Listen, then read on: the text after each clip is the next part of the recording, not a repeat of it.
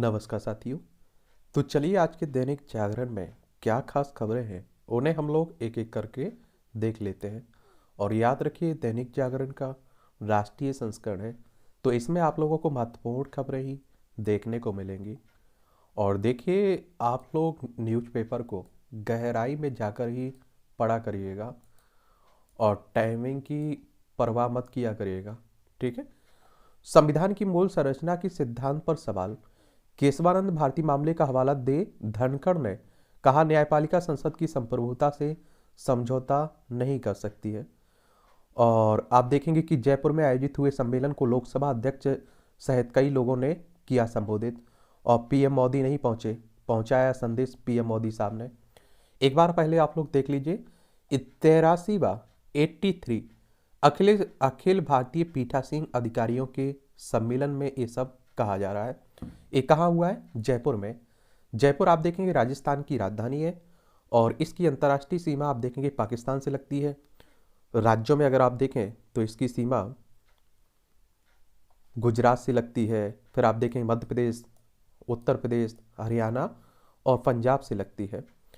और आपको मालूम होना चाहिए कि राजस्थान क्षेत्रफल की दृष्टि से सबसे बड़ा राज्य है भारत में। इसका क्षेत्रफल अगर आप लोग देखना चाहें तो इसका क्षेत्रफल है 3,42,239 वर्ग किलोमीटर में फैला हुआ है। यहाँ आप देखेंगे कि कांग्रेस की सरकार है, अशोक गहलोत चीफ मिनिस्टर है, कलराज मिश्रा यहाँ के राज्यपाल है। विधानसभा में 200 सीटें हैं, राज्यसभा में 10 सीटें हैं, लोकसभा में 25 सीटें आप लोगों को देखने को मिलेगी। अब बात आती है यहाँ देखिए न्यायपालिका, और दूसरी आप देख रहे हैं कि संसद की बात हो रही है। तो सबसे पहले आप लोगों को अगर न्यायपालिका की बात करें तो देखिए आप देखते हैं अदालतों की बात हो रही है, सुप्रीम कोर्ट की बात हो रही है। और सुप्रीम कोर्ट की हम लोग बात करते हैं तो आप सभी जानते हैं कि संवैधानिक संस्था है। संविधान के अनुच्छेद 124 के तहत इसकी स्थापना की बात कही गई है। 28 जनवरी 1950 में इसकी स्थापना हुई थी। इसमें वर्तमान में 34 न्यायाधीश हैं, एक आपका मुख्य न्यायाधीश, 33 अन्य न्यायाधीश, और इनकी सेवानिवृत्ति की उम्र 65 साल रखी गई है। अब आप देखेंगे कि संसद की बात हो रही है तो संसद में आप देखेंगे कि 3 भाग होते हैं, राष्ट्रपति, राज्यसभा और लोकसभा। राष्ट्रपति की अगर हम लोग बात करते हैं तो आप सभी जानते हैं कि संविधान का अनुच्छेद 52 आप लोग पढ़ेंगे तो भारत का एक राष्ट्रपति होगा, ये कहा गया है। और भारत के राष्ट्रपति का चुनाव किस तरह से होता है? लोकसभा, राज्यसभा और आप देखते हैं कि विधानसभा के निर्वाचित सदस्य ही राष्ट्रपति का चुनाव करते हैं। और संविधान का अनुच्छेद अगर आप लोग 54 पढ़ेंगे ना तो राष्ट्रपति के निर्वाचन की बात कही गई है। दूसरी बात आती है यहाँ जो धनखड़ साहब, ये उपराष्ट्रपति है। क्या है? उपराष्ट्रपति है। और अनुच्छेद 63 को आप लोग पढ़ेंगे ना तो उपराष्ट्रपति की बात कही गई कि भारत का उपराष्ट्रपति होगा। और इसके चुनाव की बात करें तो लोकसभा, राज्यसभा के सदस्यों के द्वारा इसका चुनाव होता है। तो ये भी आप लोग याद रखिएगा। अनुच्छेद 66 अगर आप लोग पढ़ेंगे तो उपराष्ट्रपति के निर्वाचन की बात की गई है। और संसद में दूसरा आप देखेंगे कि भाग है इसमें आपका राज्यसभा। और अनुच्छेद 80 को अगर आप लोग पढ़ेंगे तो इसमें राज्यसभा की बात कही गई है। और अनुच्छेद 81 को पढ़ेंगे तो लोकसभा की संरचना की बात कही गई है। और अनुच्छेद 79 को पढ़ेंगे तो संसद के गठन की बात की गई है। तो जब भी संसद की चर्चा होती है ना तो उसमें आप देखिए आपका राष्ट्रपति, लोकसभा, राज्यसभा आ जाता है। तो ये आप लोग याद रखिएगा। अब आप लोग कहोगे कि ये क्या है, केशवानंद भारती मामला क्या है? क्योंकि आप देखते हैं कि इसकी चर्चा सबसे ज़्यादा होती है। तो केशवानंद भारती बनाम केरल राज्य मामला भारत के संवैधानिक और कानूनी इतिहास में सबसे महत्वपूर्ण निर्णय माना जाता है। और जिससे इस मुद्दे का निश्चय उत्तर दिया गया था, क्या संविधान में संशोधन करने की शक्ति संसद की पूर्ण और अयोग्य शक्ति है? केशवानंद भारती मामले में निर्णय ने भारतीय संविधान के मूल संरचना सिद्धांत को निर्धारित किया। और केशवानंद भारती केरल राज्य मामला कई कारणों से महत्वपूर्ण है। और उनमें से एक यह इसकी सुनवाई भारत के सर्वोच्च न्यायालय द्वारा गठित अब तक की सबसे बड़ी पीठ के द्वारा किया गया था। इसमें आप देखेंगे कि आपके 13 जज थे। कितने? 13 जज थे, जिसमें आप लोग याद रखिएगा justice YV Chandrachud, justice MS Sikri, justice JM Shelat, justice KS Hegde, justice AN Grover, justice A.N. Ray, justice P J Reddy, justice D.G. Palekar, justice Hans Raj Khanna, justice K Mathew, justice M.H. Beg, ये 13 जज थे आप देखेंगे। और justice S.N. Dwivedi, justice B.K. Mukherjee. और कहते हैं आप देखेंगे ये अभी तक की सबसे बड़ी संवैधानिक पीठ है। और अब आप लोग कहोगे कि 13 क्यों लिया जाता है, ये विषम संख्या क्यों ली जाती है, 7, 9, 13, 11, 12 क्यों नहीं लिए जाते हैं, 10 क्यों नहीं लिए जाते हैं। अब मान लीजिए कोई ऐसा फैसला आ गया कि मान लीजिए इसी में 13 की जगह 12 होते, और मान लीजिए 6 उसके पक्ष में होते, 6 उसके विरोध में होते, तो उसका कोई निर्णय ही नहीं निकलता। इसलिए विषम संख्या रखी जाती है कि कम से कम 6 उसके पक्ष में होंगे तो 7 उसके विपक्ष में भी तो होंगे, या 6 उसके पक्ष में होंगे या 7 उसके पक्ष में होंगे तो 6 विपक्ष में होंगे, कोई निर्णय तो निकलेगा हर हाल में। तो इसीलिए विषम संख्या रखी जाती है। और एक केस है आप देखेंगे कि फैसले की तारीख है 24 अप्रैल 1973 को, ठीक है। और इसकी अगर हम लोग पृष्ठभूमि एक देखें तो गोकलनाथ बनाम पंजाब राज्य आप लोगों ने सुना होगा। और इसमें फैसले में सुप्रीम कोर्ट ने कहा कि संसद के पास मौलिक अधिकार वाली संविधान के भाग 3 में संशोधन करने की शक्ति नहीं है, क्योंकि मौलिक अधिकार पवित्र और एक तरह से, और यह माना गया कि अनुच्छेद 368 के तहत किए गए किसी भी संशोधन को अनुच्छेद 13 के तहत अपवाद माना जाएगा। और परिणाम स्वरूप इस प्रकार प्रतिकार करने के लिए संसद ने संविधान के अनुच्छेद 13 के खंड 4 को जोड़ दिया, ताकि अनुच्छेद 13 के तहत कोई संशोधन प्रभावी ना हो, ठीक है। फिर आप देखते हैं कि गोकलनाथ बनाम पंजाब राज्य के ऐतिहासिक मामले के बाद संसद ने गोकलनाथ मामले के फैसले को पलटने के लिए कई संशोधन भी पारित किए। 24वें संविधान संशोधन अधिनियम 1971 ने भाग 3 संविधान के भाग 3 मौलिक अधिकार दिए गए ना, तो संविधान के किसी भी हिस्से में संशोधन करने के लिए संसद की शक्ति की पुष्टि की और राष्ट्रपति के लिए संवैधानिक संशोधन विधेयक पर अपनी सहमति देना अनिवार्य कर दिया। इसके बाद 25वां संविधान संशोधन 1972 में होता है। इसमें अनुच्छेद 19(1) और अनुच्छेद 31 में निहित संपत्ति के अधिकार को कम कर दिया, और जिससे सरकार को अदालतों के बजाय संसद द्वारा तय किए गए मुआवजे के बदले सार्वजनिक उपयोग के लिए निजी संपत्ति का अधिग्रहण करने का अधिकार दिया। और आप सभी जानते हैं कि पहले संपत्ति का अधिकार भी आपका मौलिक अधिकार हुआ करता था, और फिर आप देखते हैं कि उसे हटा दिया गया था 44वें संविधान संशोधन के द्वारा, ठीक है। अब कानूनी अधिकार रह गया है। और फिर आप देखेंगे कि संसद ने संविधान की 9वीं अनुसूची में केरल भूमि सुधार संशोधन अधिनियम 1969, केरल भूमि सुधार संशोधन अधिनियम 1971 को शामिल किया। और केशवानंद भारती मामले के कुछ तथ्य देखें तो इस मामले के मुख्य याचिकाकर्ता परम श्रीपद गलवऊ केशवानंद भारती केरल के कासरगोड जिले के एक धार्मिक संप्रदाय एडनीर के मठ के नेता थे, और एक तरह से गुरु कह लीजिए चाहे।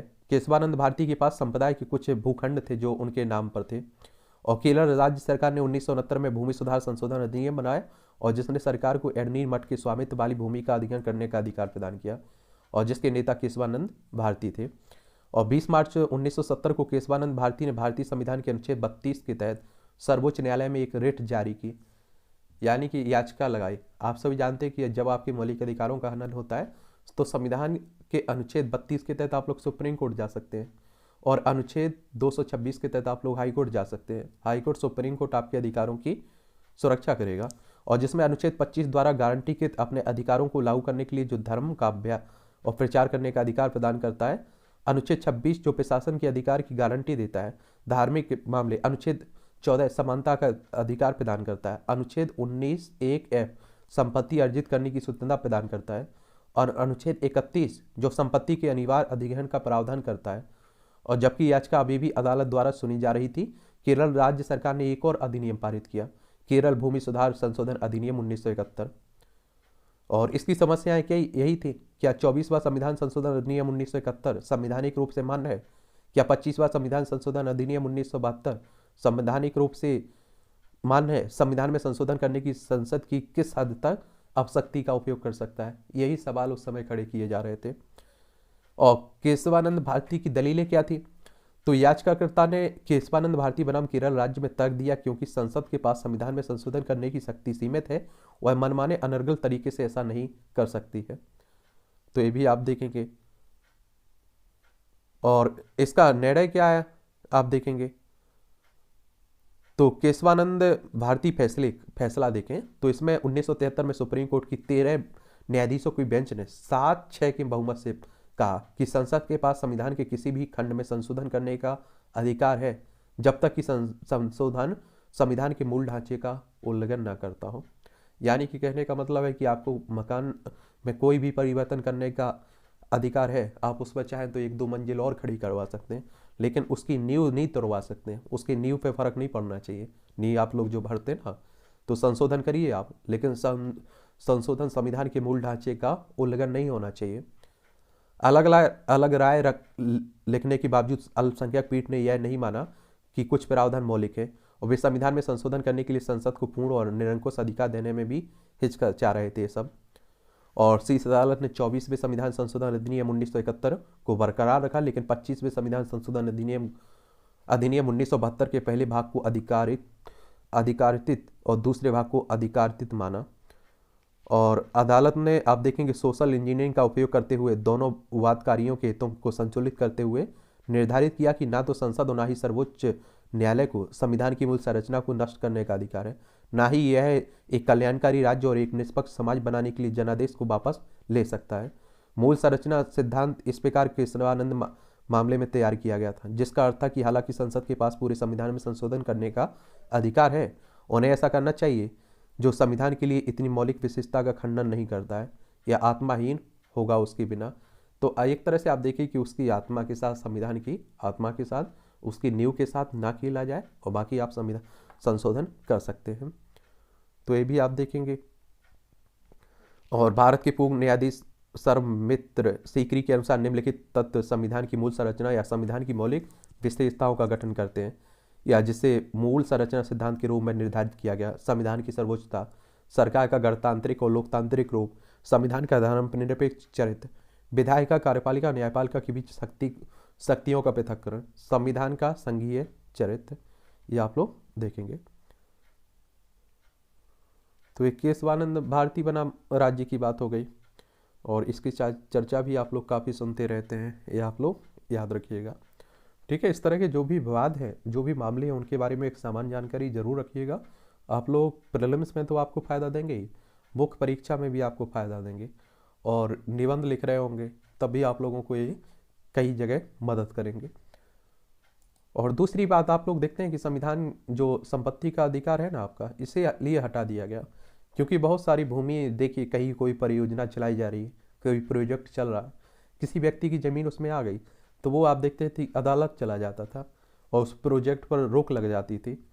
तो अब ऐसा हो गया कि भाई आपकी ज़मीन तो ली जाएगी, आपको मुआवजा दिया जाएगा, आप ज़बरदस्ती नहीं कर सकते, अब आप कानूनी लड़ाई लड़ सकते हैं, मौलिक अधिकारों की दुहाई नहीं दे सकते हैं। क्या सर्वोच्च न्यायालय मुहर लगाएगा तभी बनेगा कानून? बिरला ने कहा है कि न्यायपालिका मर्यादा का पालन करे। चलिए आप देखते रहिए, 3 नई मल्टी कोऑपरेटिव सोसाइटी के गठन को स्वीकृति मिली है। और ये आप लोग कहेंगे कि ये क्या होती हैं सोसाइटी? सहकारी समाज या सोसाइटी, कोऑपरेटिव सोसाइटी की बात हो रही है। तो अंतर्राष्ट्रीय श्रम संगठन के बारे में सुने हैं आप लोग?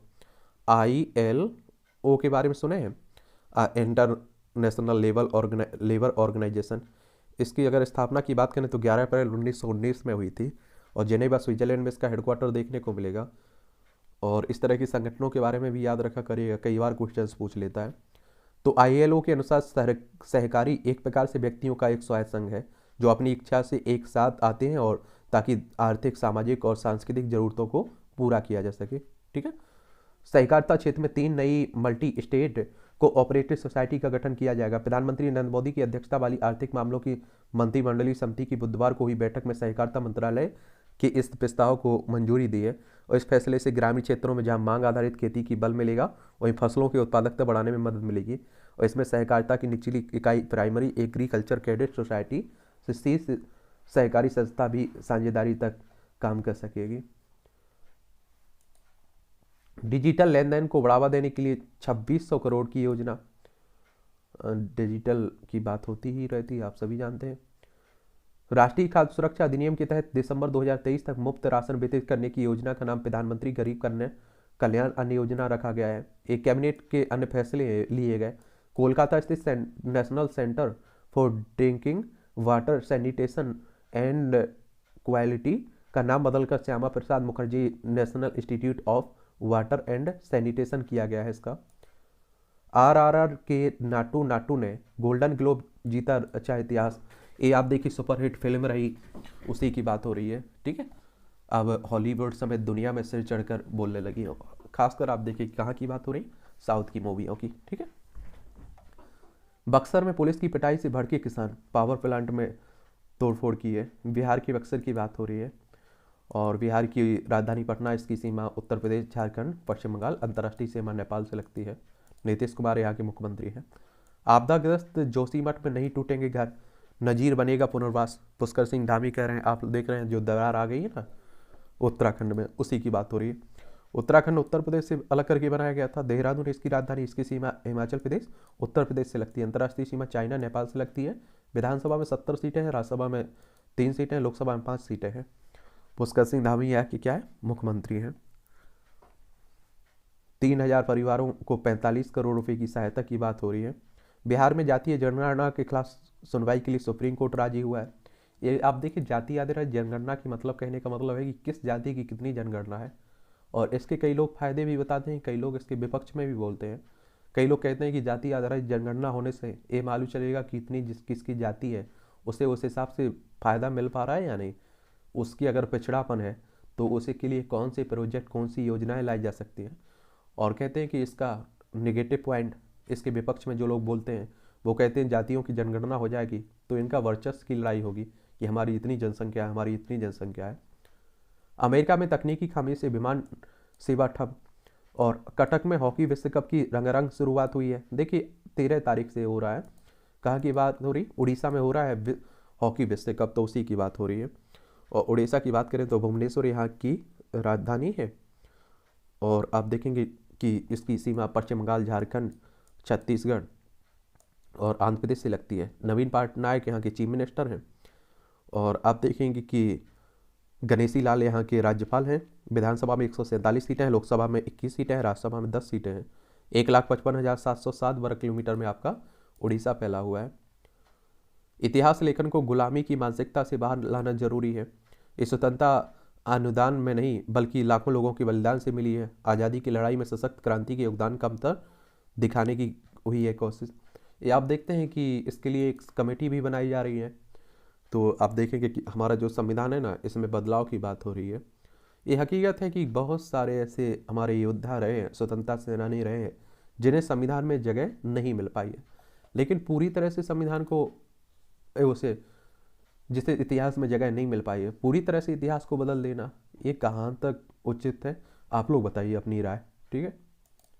जिस समय जो भी सरकार रहती या राजा महाराजा रहे, उस समय जो इतिहास लिखा गया उस पर उनका प्रभाव रहता है। अब आप देखिए कि अभी अगर लिखा जाए तो वीर सावरकर को बड़ा चढ़ा कर लिख दिया जाएगा और महात्मा गांधी को नीचे दिखा दिया जाएगा, तो ये चलता रहेगा। एलजी ने 1992 से आज तक सिर्फ 7 मामले राष्ट्रपति को भेजे, केंद्र कह रही है। एक बात आप लोगों को बता दो, दिल्ली में देखिए बाकी राज्यों में जैसा मुख्यमंत्री, चुना हुआ मुख्यमंत्री होता है ना, जितनी शक्ति होती है ना, दिल्ली के मुख्यमंत्री के पास उतनी नहीं है। दिल्ली केंद्र शासित प्रदेश है। यहाँ आप देखते हैं कि उपराज्यपाल जो है ना, वो शक्तिशाली दिखाई देता है। और इसीलिए आप देखते हैं कि दिल्ली के मुख्यमंत्री, उपराज्यपाल या केंद्र सरकार के बीच तनातनी चलती रहती है। और अरविंद केजरीवाल मुख्यमंत्री है दिल्ली के। विधानसभा में 70 सीटें, राज्यसभा में 3 सीटें, लोकसभा में आपको 7 सीटें देखने को मिलेंगी। बीके सक्सेना साहब यहाँ के राज्यपाल हैं। ये अदालत में उपराज्यपाल है, अदालत में ये मामला पड़ा हुआ है। पीसीआर काल का जमाव देने में देरी पर कोर्ट ने पुलिस से मांगी रिपोर्ट। सुल्तानपुरी जो मामला हुआ है ना, उसी के लिए बात हो रही है। महिलाओं से दुर्व्यवहार पर त्वरित कार्रवाई करती है पुलिस। बसों में आप देखिए सीसीटीवी कैमरे लगे हुए दिल्ली में, काफ़ी बात होती रहती। ताहिर के खिलाफ मनी लॉन्ड्रिंग मामले में शुरू होगा ट्रायल। आप देखें कि पूर्वी दिल्ली में हुए दंगे से जुड़े मनी लॉन्ड्रिंग में आप देखेंगे कि पार्षद रहे ताहिर हुसैन। और मनी लॉन्ड्रिंग यानी कि गैर कानूनी तरीके से आय व्यय की बात होती है। नजफगढ़ को जाम मुक्त करने के लिए बनेगा एलिवेटेड कॉरिडोर। राजधानी में आज से महंगा हुआ ऑटो टैक्सी का सफर। वीडियो कॉल पर हो सके बिजली से जुड़ी सभी काम, हेल्प डेस्क शुरू हुई है। ट्रायल वाईफायर की रिलीज पर रोक की याचिका पर निर्णय सुरक्षित रखा गया। उपहार सिनेमा अग्निकांड पर बनाई गई web series Trial by Fire की लीज पर। जहां झुग्गी वहीं मकान की उम्मीद चढ़ने लगी परवान। चलिए आप देखते हैं, सेना की तरह दुश्मन के लिए घातक बनेंगे दिल्ली पुलिस के कमांडर। अब प्रशिक्षण की देर बात हो रही है, सुधार की बात हो रही है। एम्स में 16 घंटे रेडियोथेरेपी के आदेश पर नहीं हुआ अमल। 3 नवंबर को एम्स निदेशक ने कैंसर सेंटर को जारी किया था ये आदेश। नए भारत को प्राइवेट सेक्टर की ताकत पर भी पूरा भरोसा है, हमारे मोदी साहब कह रहे हैं। प्रधानमंत्री नरेंद्र मोदी ने इंदौर में 2 दिवसीय ग्लोबल इन्वेस्टर समिट का वर्चुअल शुभारंभ करते हुए ये बयान दिया है। और आप सभी जानते हैं इंदौर की बात करें तो भोपाल का एक शहर है, भोपाल मतलब मध्य प्रदेश का एक शहर है। भोपाल इसकी राजधानी मध्य प्रदेश की, इसकी सीमा छत्तीसगढ़, उत्तर प्रदेश, राजस्थान, गुजरात, महाराष्ट्र से लगती है। विधानसभा में 230 सीटें हैं, राज्यसभा में 11 सीटें हैं, लोकसभा में 29 सीटें हैं। और आप देखेंगे कि 1 नवंबर 1956 में इसे राज्य बनाया गया था। क्षेत्रफल में दूसरे नंबर पर आता है आपका मध्य प्रदेश। मोदी ने कहा विकसित भारत हर भारतीयों का संकल्प है। भारत रिफॉर्म ट्रांसफॉर्म परफॉर्म का मार्ग चल रहा है। और अभी आपने देखा है कि प्रवासी दिवस भी यही मनाया गया सम्मेलन, तो उसकी बात भी हो रही है। 9 जनवरी को मनाया जाता है ना प्रवासी सम्मेलन, प्रवासी भारतीय प्रवासी दिवस भी कह लीजिए आप लोग। आप देखते हैं कि 9 जनवरी 1915 में गांधी जी दक्षिण अफ्रीका से भारत लौटे थे। पीएम मोदी ने नेतन्याहू से की बात, भारत आने के लिए किया आमंत्रित। चलिए ये भी इजरायली समकक्ष की बात हो रही। जल्द ही 10 देशों के प्रवासी भारतीय यूपीआई के जरिए भेज सकेंगे पैसे, राष्ट्रीय भुगतान निगम ने कहा है। अमेरिका, कनाडा, संयुक्त राज्य अमेरिका सहित डिजिटल लेन देन को बढ़ावा देने के लिए आप देख रहे हैं कि एक कदम उठाए जा रहे हैं। बिहार में जातीय जनगणना अब देखिए क्या होती है, सुप्रीम कोर्ट क्या, सरकार ने वीआईपी हज कोटा खत्म करने का लिया फैसला। केंद्रीय मंत्री स्मृति ईरानी कांग्रेस की वीआईपी संस्कृति पर साधा निशाना। अब देखिए राजनीति चलती रहती है। विकासशील व गरीब देशों के सम्मेलन का उद्घाटन करेंगे प्रधानमंत्री मोदी। पीएम के अलावा जयशंकर सीतारमन भी शामिल बैठक की अध्यक्षता करेंगी। भारत की तरफ से गरीब व विकासशील देशों की मदद पर होगी बड़ी घोषणा। ये आप देखेंगे 12 से 13 जनवरी 2023 को होगा ये सब। विश्वविद्यालयों की तर्ज पर स्कूलों की भी तैयारी होगी रैंकिंग। और स्कूली शिक्षा की गुणवत्ता को मजबूती देने की दिशा में शिक्षा मंत्रालय ने उठाया कदम। स्कूलों को तय मानकों के तहत ऑनलाइन जानकारी मुहैया करानी होगी। और इससे क्या होगा कि वहाँ उन्हें भी रैंकिंग दी जाएगी, ठीक है। और प्रतिस्पर्धा बढ़ेगी और स्कूलों में अच्छी होगी। देखते हैं क्या होता है। जब राजनीतिक भविष्य अधर में हो तो शहर का कोहरा भी घना लगता है। ये आप देखिए क्या कह रही है राजनीति। एक कार्टून भी कई एग्जाम में पूछ लेता है, आपकी राय पूछी जाती है, तो बताया करिएगा इस पर क्या सोचते हैं आप लोग। प्यार, भाईचारा व एकता का रास्ता दिखाने के लिए शुरू की गई यात्रा। ये आप देख रहे हैं कि राहुल गांधी के द्वारा भारत जोड़ो यात्रा निकाली गई है, उसी की बात हो रही है। कांग्रेस के नेता हैं, आप सभी जानते हैं कांग्रेस की बात होती है तो 28 दिसंबर 1885 में इसकी स्थापना हुई थी। पहले देश की आज़ादी के लिए एक संगठन के रूप में, फिर आगे चल के यही राजनीतिक दल बन गया था। इसके पहले अध्यक्ष व्योमेश चंद्र बनर्जी थे, इसके संस्थापक ए.ओ. ह्यूम थे। वर्तमान में इसके अध्यक्ष कौन है ये आप लोग बताइएगा। बसपा के गीत में गूंजेगा मायावती का देवी रो। ये आप देखते हैं कि बहुजन समाज पार्टी की राष्ट्रीय अध्यक्ष मायावती। और आप देखते हैं कि उत्तर प्रदेश की बात हो रही है। उत्तर प्रदेश राजनीति की दृष्टि से भी काफ़ी महत्वपूर्ण है। इसकी राजधानी लखनऊ है, इसकी अंतर्राष्ट्रीय सीमा नेपाल राज्यों में बिहार, झारखंड, छत्तीसगढ़, मध्य प्रदेश, राजस्थान, हरियाणा, दिल्ली, हिमाचल प्रदेश, उत्तराखंड। विधानसभा में 403 सीटें हैं, विधान परिषद में 100 सीटें हैं, राज्यसभा में 31 सीटें हैं, लोकसभा में 80 सीटें हैं। योगी आदित्यनाथ यहाँ के मुख्यमंत्री हैं, चीफ मिनिस्टर आपको देखने को मिलेंगे। राज्यपालों की सक्रियता से बढ़ रही है टकराव पर एक हो रहा है विपक्षी खेमा। ये आप लोगों को बता दूं कि कोई नई बात नहीं है। जब कांग्रेस सत्ता में थी केंद्र में, तब भी राज्यपालों की भी टकराव देखने को मिलता था, क्योंकि आप सभी को मालूम है कि राज्यपाल की नियुक्ति राष्ट्रपति भली करता है, लेकिन आपने देखा होगा केंद्र में जो सत्ता रहती है पार्टी उसी के कहने पर करता है। तो इसलिए आप देखते हैं जैसे अभी कर्नाटक में बीजेपी के नेता को ही राज्यपाल बना दिया गया है। अब आप देखिए होंगे अगर दूसरी पार्टी की सत्ता होगी तो दोनों में टकराव साफ देखने को मिलेगा। आप लोग चले जाइए पश्चिम बंगाल में कितना टकराव देखने को मिला। बरेलवी उल्मा बोले हिंदुस्तान में मुसलमान स्वतंत्र और सुरक्षित हैं। और भागवत के बयान पर सिब्बल ने कसा तंज, इंसान को इंसान रहना चाहिए। देखिए आरएसएस के प्रमुख हैं मोहन भागवत, उन्हीं की बात हो रही है। राष्ट्रीय स्वयंसेवक संघ की स्थापना 27 सितंबर 1925 में हुई थी। नागपुर में हेडक्वार्टर देखने को मिलेगा। केशव बलिराम हेडगेवार इसके फाउंडर थे। हिंदू राष्ट्र हिंदुत्व की बात करता है ये संगठन। लाहौर कराची के बिना हिंदुस्तान अधूरा है। राष्ट्रीय स्वयंसेवक की अखिल भारतीय कार्यकारिणी के सदस्य राष्ट्रीय मुस्लिम मंच के संरक्षक इंदेश कुमार ने कहा है। चलिए, तो पाकिस्तान को कब्जे में लेना होगा इसके लिए तो आपको। सुनवाई में अटॉर्नी जनरल को खड़ा करे भाजपा, ललन सिंह कह रहे हैं। जदयू के राष्ट्रीय अध्यक्ष और सांसद हैं। जापान के वरिष्ठ पदाधिकारियों ने नड्डा से की मुलाकात। और जापान अगर आप लोग देखना चाहें तो देखिए, ये जापान है, ये हमारा प्यारा भारत है। ठीक है। छत्तीसगढ़ चुनाव से पहले कांग्रेस विधायकों को संकेत, कमजोर प्रदर्शन पर कटेगा टिकट। ये आप सभी को मालूम है कि छत्तीसगढ़ में चुनाव है अब इसी साल। रायपुर इसकी राजधानी, मध्य प्रदेश, महाराष्ट्र, तेलंगाना और आंध्र प्रदेश, उड़ीसा, झारखंड, उत्तर प्रदेश से सीमा लगती है। भूपेश बघेल यहाँ के चीफ मिनिस्टर हैं। न्यायपालिका को डराया धमकाया नहीं जा सकता है, बोस कह रहे हल्का। देख लीजिए, पश्चिम बंगाल की बात हो रही है, कोलकाता इसकी राजधानी है। उड़ीसा, झारखंड, बिहार, सिक्किम, असम से सीमा लगती है। अंतर्राष्ट्रीय सीमा नेपाल, भूटान, बांग्लादेश से लगती है। ममता बनर्जी यहाँ के मुख्यमंत्री हैं। बिहार में शिक्षा मंत्री बोले रामचरितमानस मनुस्मृति वंच ऑफ थॉट्स को जलाना चाहिए। अब आप देखते हैं नेता बयानबाजी करते रहते हैं। बंगाल में फिर भाजपा के जुलूस में नजर आया माकापा का झंडा। आज़ाद को अपनों से ही चुनौती। ये आप देखिए, कांग्रेस को छोड़कर एक नई पार्टी बनाई थी गुलाम नबी आज़ाद ने, फिर इन्हीं के साथ ही छोड़कर फिर से कांग्रेस में शामिल हो गए। तो उन्हीं की बात हो रही है। गांजा अब देखिए, तस्करी जुड़ी रहती हैं, तो देखते रहा करिएगा। आईआईटी गुवाहाटी का छात्र कमरे में मृत पाया गया। असम की बात हो रही है। हिमाचल के सीएम सुक्खू ने किया विभागों का आवंटन। अभी आपने देखा होगा हिमाचल प्रदेश में चुनाव हुए थे तो वहीं मंत्री परिषद का गठन हुआ है। अहमदाबाद में भाजपा नेता की चाकू से गोंदकर हत्या। गुजरात में, पंजाब में निलंबन की धमकी पर हड़ताल खत्म, काम पर लौटे पीसीएस अधिकारी। ये पंजाब में आप देखते हैं आम आदमी पार्टी की सरकार आ चुकी है। चंडीगढ़ इसकी राजधानी है।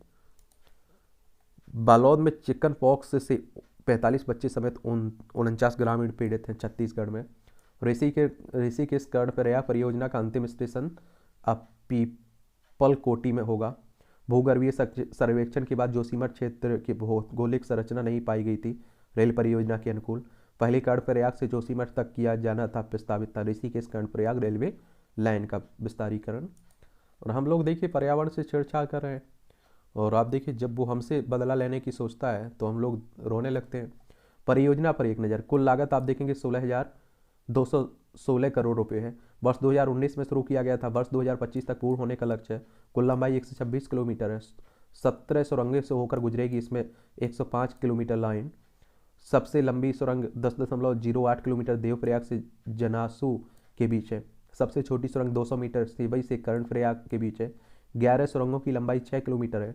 वीरभद्र, योगनगरी, ऋषिकेश, शिवपुरी, ब्यास, देवप्रयाग, जनासू, मथेला, श्रीनगर, चौरास, धारादेवी, रुद्रप्रयाग, सुमेरपुर, धौलतीर, गोचर व कर्णप्रयाग सेवई में 13 स्टेशन बनने की बात हो रही है। हावड़ा से गिरफ्तार आतंकियों की दिल्ली, तेलंगाना, हैदराबाद से जुड़े तार। 2 राज्यों की जीआरपी ढूंढने डीआरएम की बेटी के जूते। उड़ीसा के रेल मंडल प्रबंधक की बेटी के 10,000 रुपये की कीमती जूते चोरी हो गए। देख रहे हैं आप लोग। टीबी और एंटीबायोटिक इंजेक्शन समेत 93 सस्ती दवाएं सस्ती हुई है। केंद्रीय रसायन और उर्वरक मंत्रालय के एनपीपी ने, ये आप देखेंगे, नेशनल फार्मास्यूटिकल प्राइसिंग अथॉरिटी ने 6 जनवरी को आदेश जारी किया। दवाओं के दाम 25 से 35% तक घटे। अच्छी बात रहती है कि सभी की लोग आसानी से दवाई ले सकें और उनकी स्वस्थ रहें। मध्य प्रदेश हाईकोर्ट ने नसीहत के साथ निरस्त की कांग्रेस नेता पटेरिया की जमानत याचिका। ये आप देखिए, प्रधानमंत्री पर आपत्तिजनक टिप्पणी की थी, उन्हीं की बात हो रही, जेल में है अभी। छत्तीसगढ़ में सुरक्षा बलों ने नक्सलियों पर की एयर स्ट्राइक, 3 ढेर 2 घायल हुए। ये आप लोग कहेंगे, देखिए नक्सली होते क्या हैं, ये हमारे ही देश के लोग हैं, इनके बारे में आप लोग जान लीजिए। नक्सल की बात करें तो पश्चिम बंगाल का एक गांव था नक्सलवाड़ी। तो नक्सलवाद शब्द की उत्पत्ति पश्चिम बंगाल के नक्सलवाड़ी गांव से हुई। भारतीय कम्युनिस्ट पार्टी के नेता चारू मजूमदार कानू सन्याल ने 1967 में सत्ता के खिलाफ एक सशक्त आंदोलन शुरू किया था। और मजूमदार चीन के कम्युनिस्ट नेता माओ से तुंग के बड़े प्रशंसक थे। इसी कारण आप लोग नक्सलवाद को माओवाद भी कहते हैं ना। लखीमपुर खीरी हिंसा मामले का ट्रायल पूरा होने पर लग सकते हैं 5 साल। सेशन जज ने सुप्रीम कोर्ट में दाखिल रिपोर्ट, कहा इस केस में 208 गवाह, 171 दस्तावेज, 27 FSL रिपोर्ट है। अब आप देखिए किसानों को कुचल दिया गया था, जो उसका मुख्य आरोपित आशीष की जमानत पर सुनवाई के दौरान ये कहा गया है और 19 जनवरी तक टल गई है।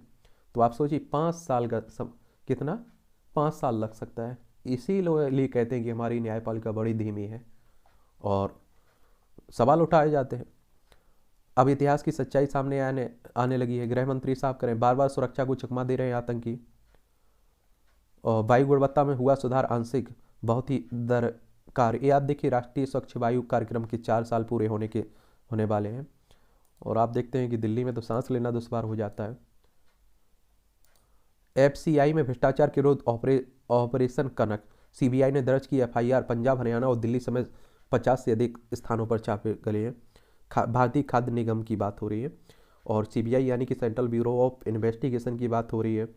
ये संस्था भी काफ़ी चर्चा में रहती है। इसकी स्थापना की बात करें तो आप देखेंगे कि 1 अप्रैल 1963 में हुई थी। नई दिल्ली में हेडक्वार्टर देखने को मिलेगा। राकांपा विधायक के ठिकानों पर ED की छापेमारी। चलिए ED के बारे में याद रखिए, एनफोर्समेंट डायरेक्टरेट की बात हो रही, प्रवर्तन निदेशालय, ये भी काफ़ी चर्चा में रहता है और इसकी स्थापना 1 मई 1956 में हुई थी। नई दिल्ली में हेडक्वार्टर देखने को मिलेगा। चलिए अब चलता रहेगा, इस पर ज़्यादा ध्यान देने की। आतंकी मामले में NIA ने कांग्रेस नेता केमाने रत्नाकर से की पूछताछ। NIA यानी कि आप देखिए नेशनल इन्वेस्टिगेशन एजेंसी की बात हो रही है। इसकी स्थापना 31 दिसंबर 2008 में हुई थी। नई दिल्ली में हेडक्वार्टर देखने को मिलेगा। इस तरह के संगठनों की चर्चा होती है तो उसके बारे में एक सामान्य जानकारी रखा करिएगा। उत्तरी कश्मीर के हंदवाड़ा में गिजर में छिपाए 57 लाख बरामद, एक गिरफ्तार हुआ है। ये जम्मू कश्मीर में आप सभी जानते हैं कि इस तरह की होती रहते हैं। गश्त करते वक्त गहरी खाई में गिरने से GCO समेत 3 सैनिक बलिदान हुए। तो ऊपर वाले से दुआ करिए कि इनकी आत्मा को शांति मिले, इनके परिवार को सहन शक्ति दे। असम में अतिक्रमण के खिलाफ चला अभियान और गोवा पेंट फैक्ट्री में लगी आग, 200 लोगों ने छोड़ा घर। आप देखिए पणजी गोवा की बात हो रही है। अगर आप गोवा जाएंगे तो पणजी इसकी राजधानी, इसकी सीमा महाराष्ट्र कर्नाटक से लगती है। बताइए यहाँ की चीफ मिनिस्टर कौन है। लक्षद्वीप के सांसद को 10 साल कैद की सजा। देखिए लक्षद्वीप की एक अदालत ने हत्या के प्रयास के मामले में लक्षद्वीप के सांसद मोहम्मद फैजल समेत 4 लोगों को। सिवनी में करंट से बाघ की मौत, एक हिरासत में। आप देखिए मध्य प्रदेश की बात हो रही। शेजान खान की जमानत पर सुनवाई टली। ये टीवी अभिनेत्री तनुषा शर्मा की आत्महत्या के मामले में। छत्तीसगढ़ सरकार मतांतर विवाद का हल आदिवासियों से संवाद के जरिए निकाली। धर्म परिवर्तन की जो बात हो रही है आप देख रहे हैं, ये भी काफ़ी मामले सामने आ रहे हैं धर्म परिवर्तन को लेकर। माओवादियों से मुठभेड़, बम विस्फोट में सुरक्षा बल के 6 जवान घायल हुए। हाईकोर्ट ने जॉनसन एंड जॉनसन को पाउडर बनाने और बेचने की अनुमति दी। स्कूलों से गौ माता को मिलेगी पहली रोटी, बच्चे सीखेंगे संस्कार। कानपुर स्कूल वेलफेयर एसोसिएशन की अनूठी पहल, विद्यार्थी घर से लेकर आएंगे एक रोटी। और आप लोगों को मालूम है अच्छी पहल है और आज भी आप देखिए अपने घरों में आप लोग पहली रोटी गाय के लिए ही बनाई जाती है, मैंने देखा है कई घरों में। चलिए अब आती संपादकीय पाठ की बात। एडिटोरियल आप लोगों को पढ़ते रहना है और भी जो महत्वपूर्ण एडिटोरियल रहते हैं अन्य न्यूज़पेपरों के, उन्हें फेसबुक पेज पर डाल देता हूँ, तो वहाँ जाकर पढ़ लीजिएगा। विकासशील देशों की आवाज़ बनता भारत। विकसित देशों ने संसाधनों के मामलों में विकासशील देशों के साथ पारंपरिक रूप से अन्याय ही किया है और इससे दुनिया की इन दोनों ध्रुवों के बीच असमानता की खाई और चौड़ी हुई है। दिसंबर में साउथ सेंटर द्वारा जारी illicit financial flows and stolen asset recovery अध्ययन में पुनः इसी रुझान की पुष्टि हुई। ऐसे में विकासशील देशों के हितों की अंतर्राष्ट्रीय स्तर पर पैरवी अपरिहार्य हो गई है। इसी दायित्व की पूर्ति के लिए भारत 12 जनवरी से 2 दिवसीय 22 voice of global south summit का आयोजन करने जा रहा है। इसमें 120 से अधिक देशों के प्रतिनिधि जुड़कर एक मंच पर अपने दृष्टिकोण और प्राथमिकताओं को साझा करेंगे। इस आयोजन का उद्देश्य विकासशील देशों में सहयोग एवं एकता का भाव बढ़ाना है। भारत हमेशा से विकासशील देशों की आवाज़ को मुखरता से उठाने के मामले में अग्रणी रहा है। असल में वैश्विक समुदाय में भारत की स्थिति बहुत अनोखी है और विकासशील देशों में गिनती होने के बावजूद भारत विशाल आबादी और तेजी से बढ़ती अर्थव्यवस्था वाला देश है।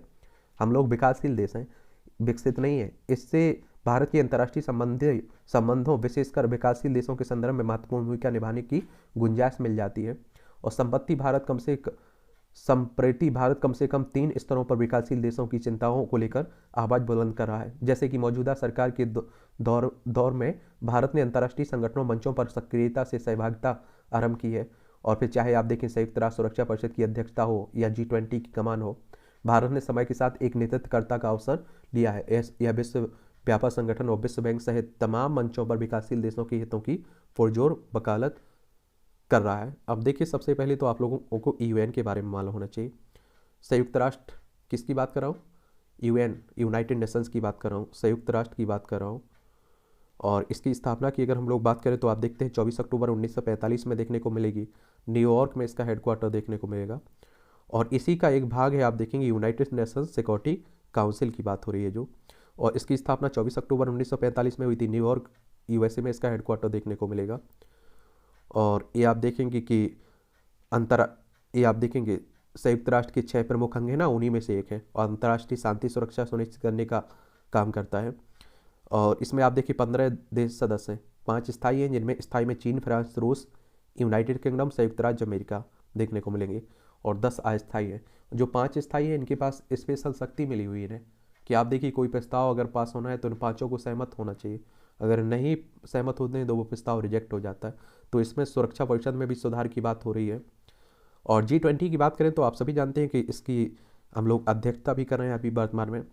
26 सितंबर 1999 में इसकी स्थापना हुई थी। ग्रुप ऑफ 20 के नाम से भी आप लोग इसे जानते हैं।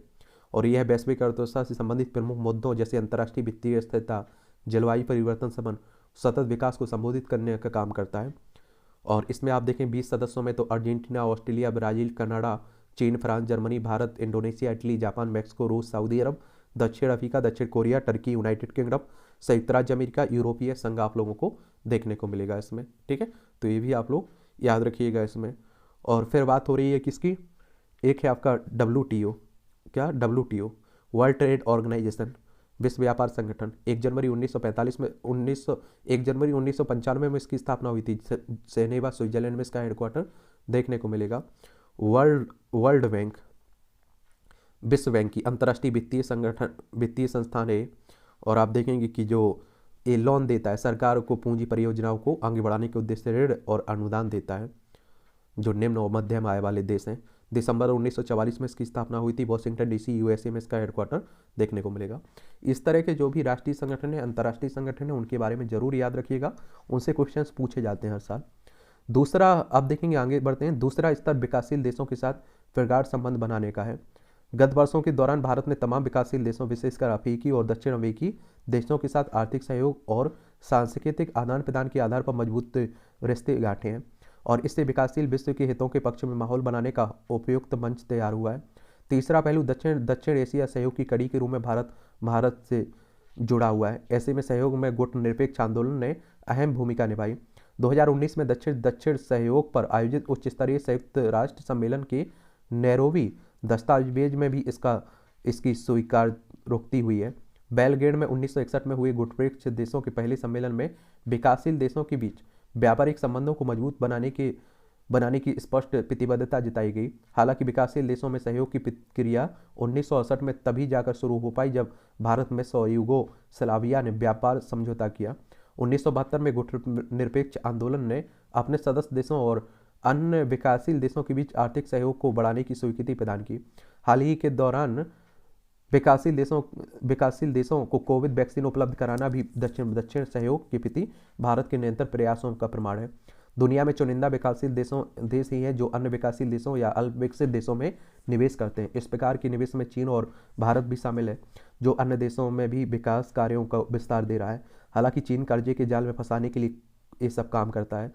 चीन की कर्ज जाल फंसाने वाली रणनीति कई देशों की संप्रभुता पर आघात करने वाली सिद्ध हुई है। चीन अपनी आर्थिक और वित्तीय ताकत का इस्तेमाल बुनियादी ढांचे से जुड़ी परियोजनाओं के लिए कर्ज की आड़ में विकासशील देशों को लुभाता है। और फिर जब वह देश इसके जाल में फंस जाते हैं तो इसका परिणाम वहाँ चीन के राजनीतिक प्रभाव और रणनीतिक लाभ के रूप में निकलता है। आप लोग पाकिस्तान को देख लीजिए, और इस चीनी परिपाटी को लेकर चिंता व्यक्त की जाने लगी है। इससे आर्थिक अस्थिरता और यहाँ तक कि कर्जदार देशों के समक्ष दिवालिया होने तक का संकट बन रहा है।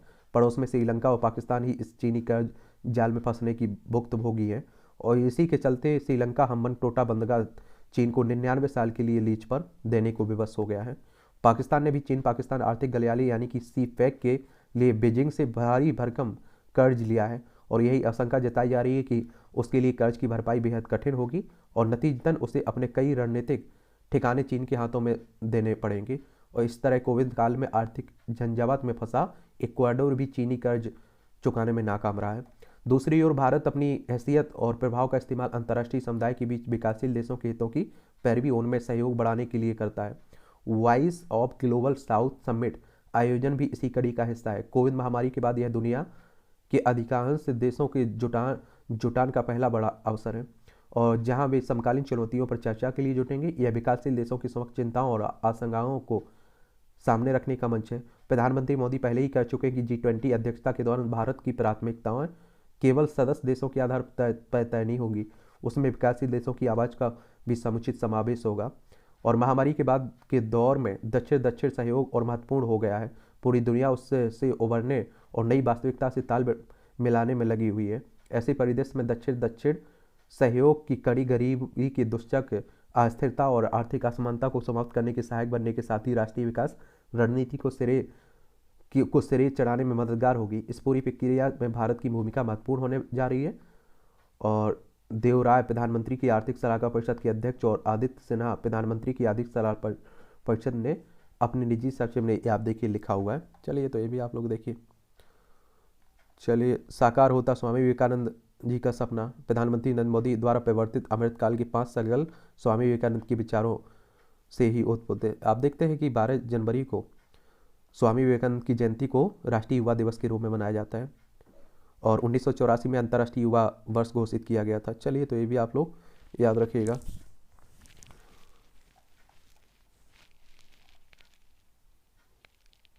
और 11 सितंबर 1893 का स्वामी जी का शिकागो में दिया गया भाषण भी सर्वोत्तम है। ये पूछ लेता है कि शिकागो में कब किस साल दिया था, 1893 में। ठीक है, ये भी याद रखिएगा। चलिए पढ़ लिया करिएगा। प्रभु नाम की महिमा, ये भी अच्छा कॉलम लिखा जाता है, इंटरेस्टिंग रहता है, पढ़ लीजिएगा। ऐसे भी खराब होती हवा, आप देख रहे हैं कि वायु गुणवत्ता तो आप देख रहे हैं निचले स्तर पर जा रही। संसाधन बढ़ाने की चुनौती, उत्तराखंड सरकार ने वित्तीय प्रबंधन के मोर्चे पर आशानुरूप अनुशासन दिखाया। सरकार को आय के संसाधन बढ़ाने के मामले में भी प्रभावी कदम उठाने होंगे। चीनी मांझे से टूटती जिंदगी की डोर, भारत में आ रही चीनी मांझे से केवल मानव जाति ही नहीं बल्कि पक्षियों की जान भी खतरे में पड़ जाती है। ये आप लोग सुनते भी रहते हैं, तो उसी को लेकर लिखा गया है। नोटबंदी पर न्यायपालिका व्यवहारिक रोक, ये आप देखें 2016 में हमारे देश में नोटबंदी हुई थी और अभी सुप्रीम कोर्ट में ये मामला था, तो उसने सही ठहराया ऐसे मामले को। यह भारतीय लोकतंत्र की विशेषता है कि सुप्रीम कोर्ट के निर्णयों में भी बहुमत पक्ष के अतिरिक्त अल्प पक्ष की असहमतियों को भी महत्व दिया जाता है। इसी निर्णय को केंद्र सरकार की एक बड़ी उपलब्धि के रूप में देखा जाएगा। वैसे नोटबंदी कई उद्देश्य में व्यापक सफलता मिली है, परंतु कुछ लक्ष्य अभी भी दूर की कौड़ी बने हुए हैं जिनकी प्राप्ति के लिए प्रयास करने होंगे। अब देखिए मिले हैं, सफलता मिली है, क्या हुई है आप लोग बताइएगा। ठीक है, विमुद्रीकरण, 1000 और 500 की नोट बंद कर दिए गए थे ना। केंद्र सरकार के नेक इरादे पर न्यायालय की मोहर लगी है। घर में अशांति, विश्व शांति की चिंता, खरी खरी ये तंज कसा जाता है।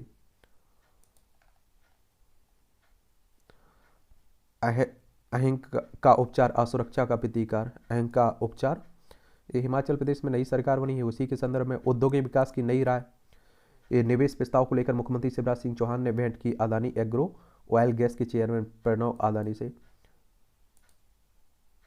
देश में आने वाला ऑटोमोबाइल में इलेक्ट्रिक वाहनों का जमाना, मारुति की भावी इलेक्ट्रिक कार का कंसेप्ट लॉन्च हुआ है।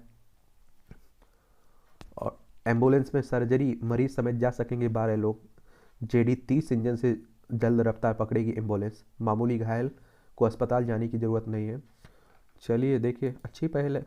आप देखते हैं कि सड़क दुर्घटनाओं में लाखों लोगों की डेथ होती है, उन्हें टाइम से आप देखते हैं कि इलाज ना मिल पाने के कारण कई लोग मारे जाते हैं, तो उनके लिए अच्छी बात होगी।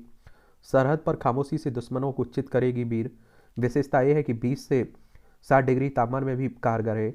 40 मिनट में चार्ज होने पर 504 किलोमीटर चलती है। 4.9 सेकंड में 100 किलोमीटर की रफ्तार पकड़ सकती है। 210 किलोमीटर प्रति घंटे की रफ्तार है इसकी, और 90 सेंटीमीटर ऊंचाई तक भरे पानी में आसानी से दौड़ेगी। ये देखिए अच्छी पहल है। सड़क दुर्घटनाओं को रोकने में कारगर बनेंगे ऑटो टेस्ट स्टेशन। चलिए देखते हैं क्या क्या होता है।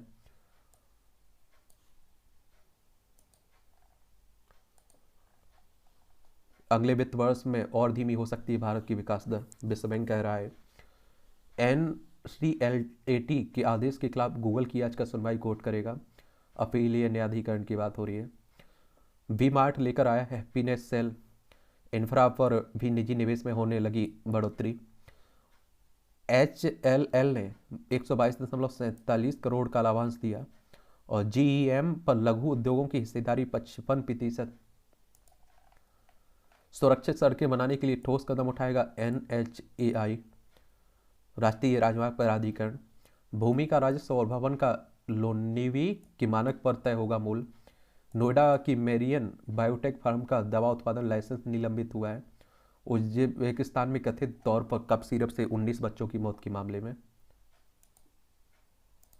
अमेरिका में आप देखिए जो तकनीकी खराब रही है। एक क्या होता है नोटम सिस्टम, नोटम यानी कि notice two year mission system के जरिए फ्लाइट में मौजूद पायलट और केबिन क्रू के सदस्यों को मौसम अमुक हवाई क्षेत्र में प्रतिबंध, सैन्य अभ्यास और रॉकेट लॉन्च, हवाई अड्डे के उस समय की हालत जैसे बर्फबारी, रनवे पर पक्षी या लाइट में गड़बड़ी आदि जैसी अहम सूचनाएं भेजी जाती हैं ताकि विमान को हवाई सफर के दौरान किसी अप्रिय घटना का सामना नहीं करना पड़े। दूसरे शब्दों में कहा जाए तो विमान के सुरक्षित सफर के लिए notice to air mission system बेहद जरूरी है। यह बेहद गोपनीय सूचना व्यवस्था होता है, इसमें सेंधमारी बड़ी मुश्किल होती है। चलिए नोटम में खराबी आई थी ना। बाइडन ने पढ़ाने के लिए वार्षिक $10 लाख लिए पर नहीं ली कक्षाएं। ब्राजील के सुप्रीम कोर्ट ने पूर्व न्याय मंत्री की गिरफ्तारी के दिए आदेश। ये आप देखिए अभी जो तोड़फोड़ हुई है ना उसी को लेकर ब्राजील में, ब्राजीलिया इसकी राजधानी है। पाक में आर्थिक बदहाली के बीच विश्व बैंक ने व्यापक मंदी की चेतावनी दी और आप देखें पाकिस्तान बहुत आर्थिक संकट से गुजर रहा है। अमेरिकी राजनयिक डोनाल्ड लू आज से भारत दौरा कर रहे हैं। ताइवान को लेकर चीन की धमकी आग से खेल रहे हैं विदेशी राजनेता। ये आप लोगों को ताइवान का मालूम होना चाहिए। ये है ताइवान, देखिए ताइपे इसकी राजधानी, चाइना अपना अभिन्न हिस्सा मानता है इसे। सोलेदर पर कब्जे को लेकर परस्पर विरोधी दावे। ये आप देख रहे हैं कि यूक्रेन और रूस के बीच लंबे समय से युद्ध चल रहा है, आप सभी जानते हैं। यूक्रेन हो गया, ये रूस हो गया, ये हमारा प्यारा भारत हो गया। कब खत्म होगा बड़ा कहवाना मुश्किल है। चीन ने आने वालों की जांच करने जापान व दक्षिण कोरिया। ये आप देखें कोविड महामारी को लेकर फिर से बढ़ने लगी है। नेपाल में राजशाही की बहाली की मांग हो रही है। ये आप लोगों को मालूम है कि देखिए नेपाल में अभी चुनाव हुए हैं और आप देखें उत्तर प्रदेश, उत्तराखंड, उत्तर प्रदेश, बिहार, सिक्किम और पश्चिम बंगाल की सीमा लगती है हमारी 5 राज्यों की। काबुल में विदेश मंत्रालय के बाहर विस्फोट, 20 मारे गए। अफगानिस्तान में वैसे भी आप देखते हैं तालिबानों का कब्जा हो चुका है, लद्दाख की सीमा हमारी लगती है, तो यहाँ इस तरह की घटनाएं होती रहती। पाक के परमाणु बम के खतरे पर सच साबित हुई भारत की अंशका। पाकिस्तान ने लाया गया था हीथ्रो हवाई अड्डे पर यूरेनियम। अब पाकिस्तान आप जानते हैं कि क्या है उसकी हालत। पाकिस्तान को और अफगानिस्तान को अगर हम लोग आतंकियों की फैक्ट्री करें तो कोई बड़ी बात नहीं है और उसका भुगतान भी उन्हीं को करना पड़ रहा है। ईडन को रिटर्न गिफ्ट देने की तैयारी में भारत श्रीलंका के बीच कोलकाता में वनडे सीरीज का दूसरा मैच। सीरीज में 1-0 से आगे है टीम। पृथ्वी ने 13 शतक जड़ रचा इतिहास। ये आप लोगों को एक और बात बता दूं, देखिए क्रिकेट हमारे देश में सबसे ज़्यादा आप देखते हैं कि क्या होती है, पसंद की जाती है। ये रणजी ट्रॉफी हो रही है ना, उसी का बात हो रही है। मॉरिन से हारी सिंधु, प्रणव जीते। ये आप देखते हैं बैडमिंटन खिलाड़ी है। चलिए ये आप देखेंगे कि मलेशिया ओपन सुपर 1000 टूर्नामेंट के रोमांचक मुकाबले में उत्तर प्रदेश की उम्मीदों पर फिरा पानी रणजी ट्रॉफी को लेकर। ईशान किशन का समय आएगा, सौरभ गांगुली कह रहे हैं। भारत दौरे के लिए ऑस्ट्रेलिया की टीम में 4 स्पिनर शामिल। न्यूजीलैंड ने पाक को 79 रन से हराया। विश्व चैंपियनशिप के लिए शरद मनिका क्वालिफाई हुए। बर्मिंघम राष्ट्रमंडल खेलों की मिक्स्ड डबल्स में स्वर्ण पदक विजेता रहे हैं। मेहुली घोष ने 10 मीटर राइफल का ट्रायल जीता। पश्चिम बंगाल की मेहुली घोष और उत्तराखंड के अंकुर गोयल ने बुधवार को यहाँ राष्ट्रीय निशानेबाजी में ग्रुप ए में क्रमशः महिला और 10 मीटर एयर राइफल ट्रायल और पुरुष 25 metre rapid fire pistol trial 2 पदक जीते हैं। हरमनप्रीत ने दबाव हटाने की कोशिश कर रहे हैं रीड। भारतीय कप्तान है ना हरमनप्रीत सिंह। चलिए देखिए क्या होता है। उड़ीसा ब्लैक मेलिंग केस में मुख्य आरोपित अर्चना नायक की संपत्ति कोर्ज हुई है। पुजारी के जुनून ने सोन नदी के किनारे शमशान में फैलाई हरियाली। गंगा सागर मेले में इस बार हिंदी पर दिया जा रहा है विशेष जोर। प्रोन्नति के लिए विभागीय दक्षता परीक्षा में दिव्यांग रेल कर्मियों को आरक्षण की बात हो रही है। 3 महीने में चीन से ज़्यादा आएगी भारत की जनसंख्या हो जाएगी। एक कौन कह रहा है? संयुक्त राष्ट्र कह रहा है हम लोग चीन को छोड़ रहे हैं। समझ रहे हैं आप लोग? तो ये भी आप लोग याद रखिएगा। और ये आप लोगों को मालूम होना चाहिए कि उड़ीसा में होना है हॉकी विश्व कप हो रहा है। 1971 में आप देखेंगे उद्घाटन रहा था इसका, स्थापित 1971 में हुआ था। और हर 4 साल में होता है। 2018 में हुआ था ये, ठीक है। अब 2022 में हो रहा है, तो ये भी आप लोग याद रखिएगा। भविष्य की तकनीकें। हाल में अमेरिका के लास वेगास में संपन्न वर्ष के सबसे बड़े कंज्यूमर इलेक्ट्रॉनिक्स शो में कई अद्भुत तकनीकों का उत्पाद पेश किया गया है और इसमें 174 देशों की 3200 से ज़्यादा कंपनियां शामिल हुई थी। चलिए आप लोग देखिएगा। आजकल सुरक्षित होगा ग्रुप चैट, बिना इंटरनेट व्हाट्सअप, TWS ईयरबड्स। चलिए देखते रहा करिए। CSA व जागरण इंस्टीट्यूट में देश का पहला कृषि पत्रकारिता कोर्स शुरू हो गया है। शेयर बाजार में घाटा हुआ तो फौजी ने किया महिला चिकित्सक का अपहरण। आम्रपाली ग्रुप के प्रबंध निदेशक समेत अन्य पर हत्या का मुकदमा दर्ज हुआ है।